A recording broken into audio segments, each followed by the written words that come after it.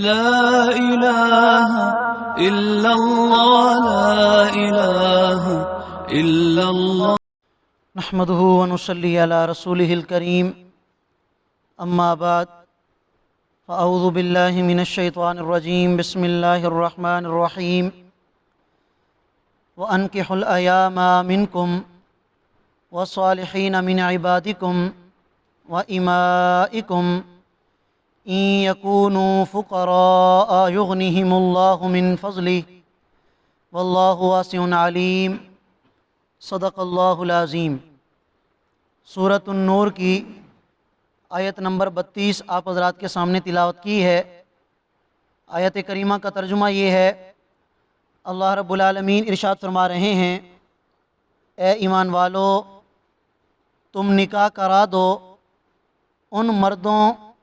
عورتوں کا کہ جن کا ابھی تک نکاح نہیں ہوا، وَالصَّالِحِينَ مِنْ عِبَادِكُمْ وَإِمَائِكُمْ، اور اپنے ان غلاموں اور باندیوں کا بھی نکاح کرا دو جو نیک ہوں، إِن يَكُونُوا فُقَرَاءَ، اگر وہ تنگ دست ہوں تو اللہ تعالیٰ اپنے فضل سے انہیں بے نیاز کر دے گا، واللہ واسع علیم، اور اللہ تعالیٰ بڑی وسعت والے اور علم رکھنے والی ذات ہیں۔ اس سے ماقبل آیات میں آپ حضرات نے سنا کہ اللہ رب العالمین نے ہر اس عمل سے بچنے کی تلقین فرمائی ہے اور مسلمانوں کو ترغیب دی ہے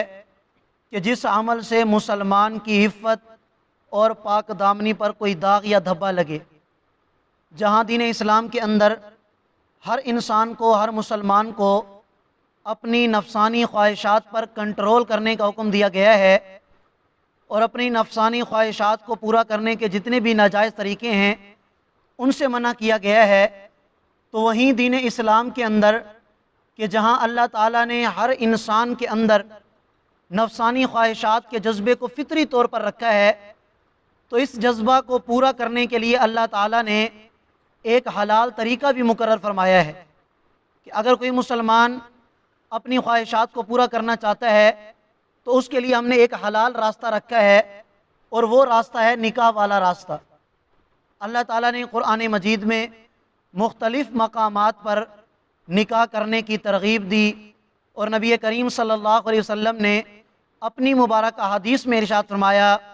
النکاح من سنتی، نکاح کرنا یہ میری سنت ہے، اور ایک روایت میں ارشاد فرمایا، فمن رغب عن سنتی فلیس منی، جو ہماری سنت سے اعراض کرے گا وہ میری امت میں سے بھی نہیں ہے۔ اور نبی علیہ الصلوۃ والسلام کا مبارک ارشاد ہے، النکاح نصف الایمان،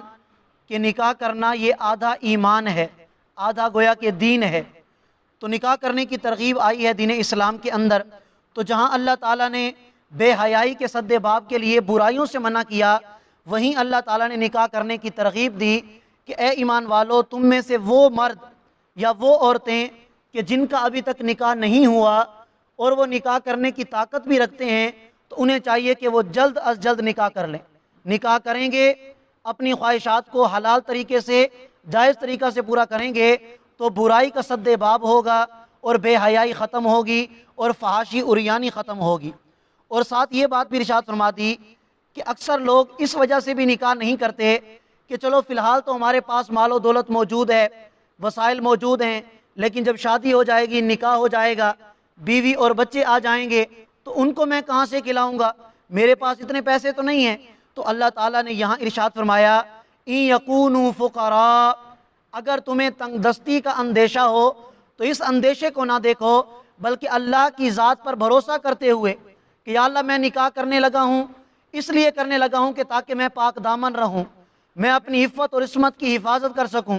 اپنے آپ کو برائی سے بچا سکوں، یا اللہ تیری رضا کے لیے نکاح کرنے لگا ہوں، آگے انتظام تو نے کرنا ہے، اسباب تو نے مہیا کرنے ہیں۔ تو اللہ تعالیٰ اس آیت کریمہ میں اس بات کی طرف اشارہ فرما رہے ہیں کہ جب مسلمان بندہ یا مسلمان بندی اس نیت سے نکاح کرے گی تو اللہ تعالیٰ اس کے لیے ایسے اسباب پیدا فرمائیں گے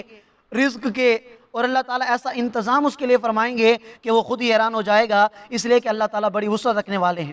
ہاں اگر کوئی مسلمان ایسا ہے کہ فی الحال نکاح کرنے کی وہ طاقت نہیں رکھتا، تو اس کے بارے میں اگلی آیت کریمہ یعنی سورۃ النور کی آیت نمبر 33 میں یہ حکم بیان فرمایا گیا کہ اس مسلمان کو چاہیے کہ وہ پاک دامنی کے ساتھ زندگی گزارے اور اپنے آپ کو برائی سے بچا کے رکھے اور اپنی خواہشات پر کنٹرول کرے۔ خواہشات پر کنٹرول کرنے کا طریقہ کیا ہے؟ اللہ کے نبی نے ارشاد فرمایا کہ ایسے مسلمان کو چاہیے کہ وہ روزے زیادہ رکھے، اس لیے کہ روزہ ایسی چیز ہے کہ جو انسان کی خواہشات کو کچل کے رکھ دیتا ہے اور اس کی اغراض کو دبا کے رکھ دیتا ہے۔ دوسرے نمبر پر عورتوں کے ساتھ اختلاط نہ ہو، بد نظری سے اپنے آپ کو بچائے، ہر اس کام سے اپنے آپ کو بچائے کہ جو کام اسے برائی کی طرف لے کے جانے والا ہو، تو ایسا مسلمان پاک دامنی والی زندگی گزار سکتا ہے۔ چنانچہ ارشاد فرمایا وَلْيَسْتَعْفِفِ الَّذِينَ، اور وہ لوگ پاک دامنی کے ساتھ زندگی گزاریں، لا یجدون نکاحا، کہ جو نکاح نہیں کر سکتے، حتیٰ یغنیہم اللہ من فضلی، یہاں تک کہ اللہ تعالیٰ انہیں مستغنی کر دے، بے نیاز کر دیں۔ جب اللہ تعالیٰ آسانی عطا فرما دیں، استطاعت عطا فرما دیں، تو پھر وہ بھی نکاح کر لیں۔ فرمایا والذین یبتغون الکتاب، اور وہ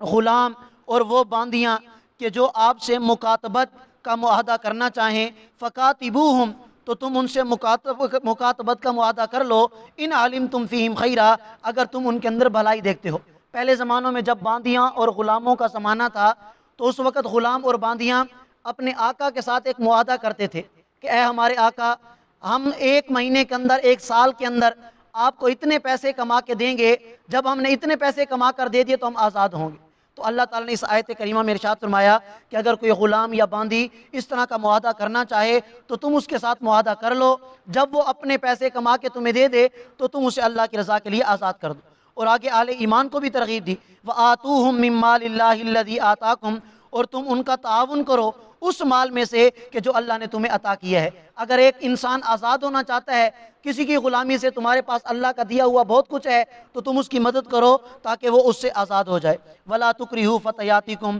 اور تم اپنی باندیوں کو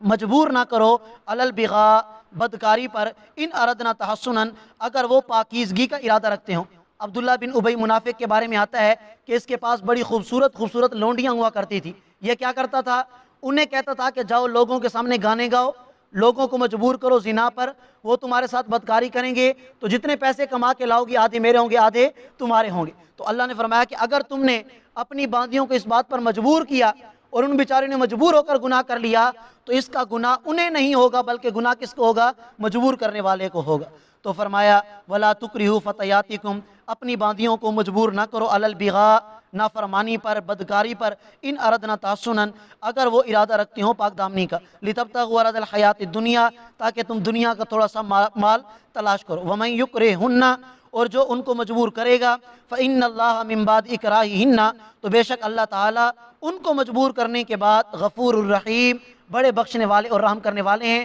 یعنی ان کو گناہ نہیں ہوگا، گناہ اسے ہوگا کہ جو مجبور کرے گا۔ آج کے زمانے میں ہمارے گھروں کے اندر، ہمارے معاشرے کے اندر بہت ساری ہماری مائیں، ہماری بہنیں، ہماری بیٹیاں ایسی بیٹھی ہیں کہ جو بغیر نکاح کے ہیں، اور اس کی وجہ صرف اور صرف آج کل کے جو اخراجات ہیں، جو بے جا اخراجات ہیں، اور خام خواہ جو ہم نے اپنی شادیوں کے اندر، نکاحوں کے اندر رکھ لیے ہیں، یہی وجہ ہے۔ اگر ان چیزوں کو ختم کر کے اللہ تعالیٰ کے احکامات، نبی علیہ الصلوۃ کی سنت کو فالو کیا جائے تو ان کا نکاح بھی بڑی آسانی سے ہو سکتا ہے۔ نکاح جب عام ہوگا تو انشاءاللہ معاشرے سے زنا ختم ہو جائے گا۔ اللہ ہم سب کو سمجھنے کی توفیق عطا فرمائے۔